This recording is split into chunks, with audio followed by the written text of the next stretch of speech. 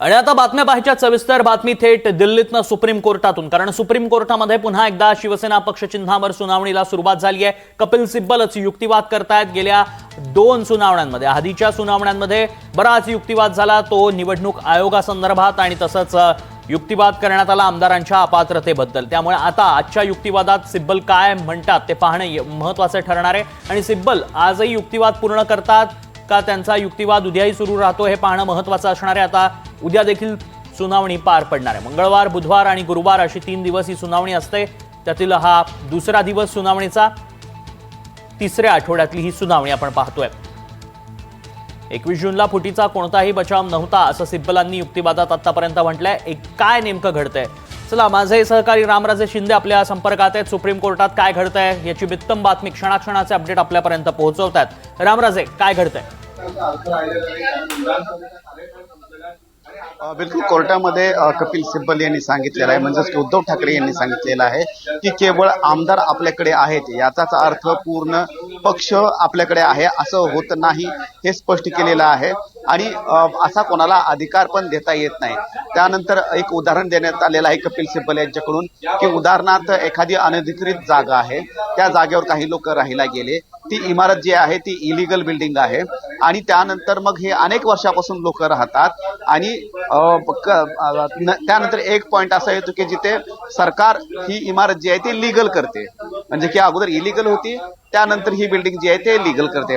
तसंच राजकीय पक्षाचं पण झालेलं आहे, शिवसेनेचं पण झालेलं आहे। अगोदर जर या घटनेमध्ये जर काही त्रुटी असेल तर ती समोर आली नव्हती, म्हणजेच की ही घटना जी ती इलिगल होती, परंतु पदावर उद्धव ठाकरे हे होते, त्याच्यामुळे अगोदर जर ती इलिगल असेल तर ती आता इथून पुढे, कारण पद तेच आहे, त्यामुळे जसं जागेचा आणि इमारतीचा आहे अनधिकृतला अधिकृत करता येतं, तर तोच न्याय या ठिकाणी सुद्धा लावता येऊ शकतो असं सुद्धा युक्तिवाद कपिल सिब्बल यांनी केलेला आहे। आणि त्याचबरोबर की आमदार हे राजकीय पक्षाचे सदस्य असतात, विधिमंडळ पक्षाचे सदस्य असले तरी ते मूळ राजकीय पक्षाचे सदस्य असतात असं सुद्धा युक्तिवाद करण्यात आलेला आहे। आमदारांना दुसऱ्या पक्षात विलीन सुद्धा होता येत नाही असं सुद्धा सांगण्यात आलेलं आहे।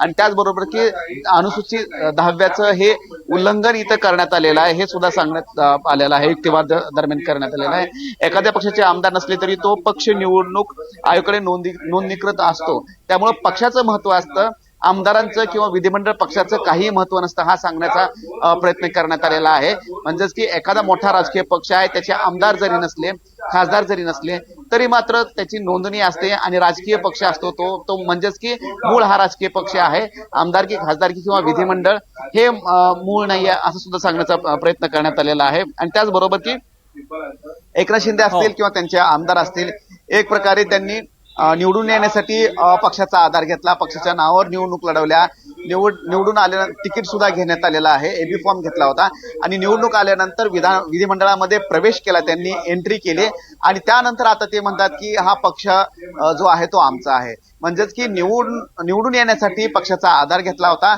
त्यानंतर पक्षच बळकावण्याचा प्रयत्न करण्यात आलेला आहे असं सुद्धा युक्तिवाद करण्यात आलेला आहे। त्यामुळे एकंदरीतच की एकनाथ शिंदे यांची भूमिका, त्याचबरोबर विधानसभा अध्यक्षांचे काय काय त्रुटी राहिलेल्या आहेत त्या संदर्भामध्ये आमदार आणि एकनाथ शिंदे यांची कशा पद्धतीनं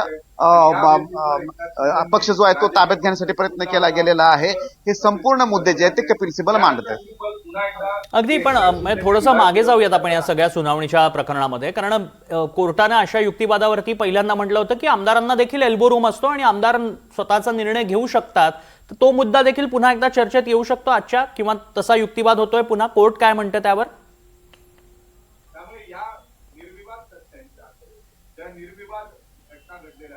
मला आवाज ऐकू आला नाही, आणखी एकदा सांगा। हा रामराजे, मी म्हणतो की मागच्या पहिल्या सुनावण्यांमध्ये, अगदी सुरुवातीच्या सुनावण्यांमध्ये एल्बो रूमचा एक उल्लेख कोर्टाकडनं करण्यात आला होता की आमदारांना स्वतंत्र निर्णय घेण्याची मुभा आहे, त्यांची पक्षात कोंडी होत असेल किंवा त्यांच्या पद्धतीनं काही घडामोडी घडत नसतील तर त्यांना त्यांचा निर्णय घेण्याची मुभा असल्याचं कोर्टानं म्हटलं होतं। तर पुन्हा एकदा हा युक्तिवाद आल्यानंतर तो मुद्दा येतोय का, किंवा तसा काही चर्चा होतीये का कोर्टात?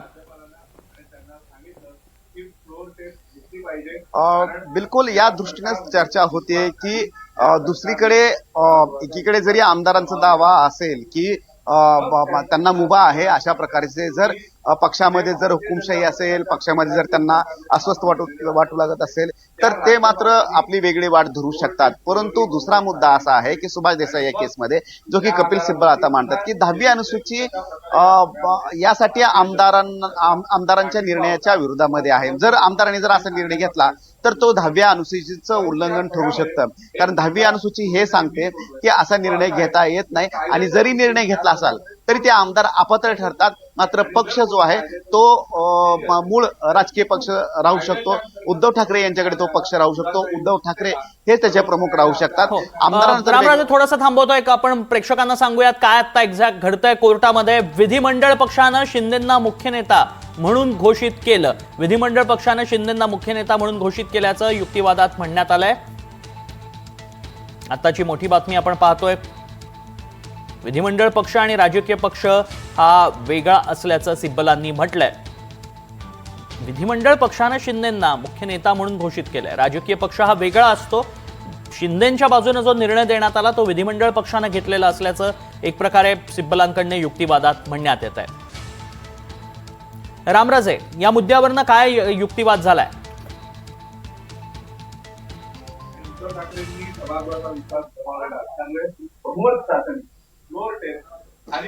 खरं तर सिब्बल आता एकनाथ शिंदे यांचे जे स्टेटमेंट आहेत ते कोर्टामध्ये मांडत आहेत आणि एकनाथ शिंदे यांनी सांगितलं होतं की आपल्या पाठीमागं एक मोठी महाशक्ती उभी आहे. तर ही महाशक्ती कोण आहे असा सवाल सुद्धा उपस्थित करण्यात आलेला आहे आणि एका राष्ट्रीय पक्षांचा एकनाथ शिंदे यांना पाठिंबा होता असं सुद्धा कपिल सिब्बल म्हणतायत. म्हणजेच की एक प्रकारे भाजपकडे हे बोट दाखवलं जात आहे आणि याचाच अर्थ की पक्ष फोडण्यासाठी एकनाथ शिंदे यांना पाठीमागून रसद दिली गेली होती. एकनाथ शिंदे यांनी पक्ष फोडण्याचा प्रयत्न जो आहे तो एका मोठ्या राजकीय पक्षाच्या आधारे केला गेला होता असा युक्तिवाद आता केला जातोय. त्यामुळं एकनाथ शिंदे यांचं इंटेन्शन जे होतं, जे पक्षामध्ये त्यांची घुसमट होत होती किंवा पक्ष अन्याय करत होता अशाबद्दल नव्हतं किंवा पक्षाच्या नेतृत्वावर सुद्धा त्यांचा आक्षेप नव्हता.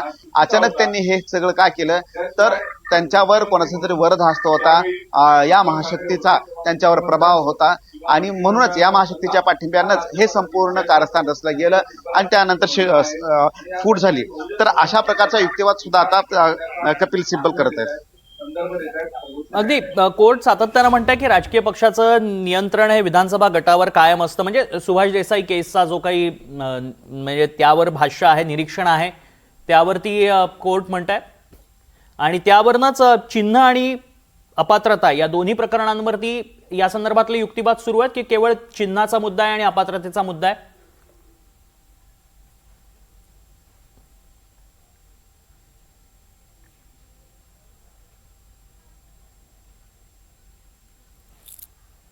आणि पक्ष या संदर्भामध्ये आतापर्यंत निवडणूक आयोगाची कुठे कुठे चूक झालेली आहे, त्रुटी कुठे आढळून आल्या होत्या, या सगळ्या गोष्टीवर कपिल सिब्बल यांनी युक्तिवाद केलेला आहे. आता जे चाललेलं आहे ते केवळ अपात्रताच्या या मुद्द्यावर चाललेला आहे आणि कशा पद्धतीनं पक्ष जो आहे तो उद्धव ठाकरे यांच्या बाजूने होता. कारण महत्वाचा मुद्दा हाच आहे की राजकीय पक्ष हाच मुख्य आहे हा सांगण्याचा प्रयत्न आहे आणि विधिमंडळ पक्ष जो आहे राजकीय पक्षांचे आदेश, राजकीय पक्षाच्या प्रमुखाचे आदेश हे विधिमंडळ पक्षाला मान्य करावे लागतात, हाच सांगण्याचा प्रयत्न कपिल सिब्बल यांचा आहे. नक्कीच. आणि या